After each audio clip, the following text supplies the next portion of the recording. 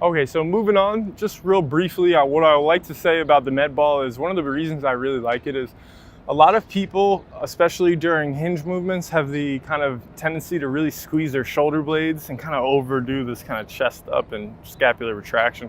So what happens when you put the ball, we're able to reach around it, and it keeps us not only from being here, but if we reach and keep our chest up, we end up getting much longer in our spine, which is pretty ideal for our deadlifts. So from here, I can set this up same way, get my breath right, rib cage comes down and in, soft knee, and now I can sit all the way back and down into it. Remember, my weight's really on my right foot. One of the mistakes that I see people cueing often is the idea of get your weight on your heel. Personally, I'd like my weight to be on all 3 points of contact. And for this to get people to feel the right sensation, sometimes telling them to get on their toes and even pull their butt back a little bit with that little adjustment can make all the difference in the world. So we're able to stay long in the spine. Same idea, own the 30 seconds, maybe even for reps, and then slowly drive out.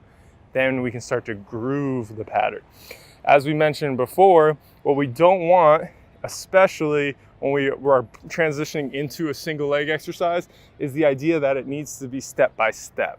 Maybe coaching it that way one time is okay, but the idea of bend the knee, sink back, and then come up, we want these things to happen dynamically and fluid so that they actually translate to our training. So that's how we're gonna really do the kickstand deadlift using this, which is gonna have great carryover to our single leg deadlift.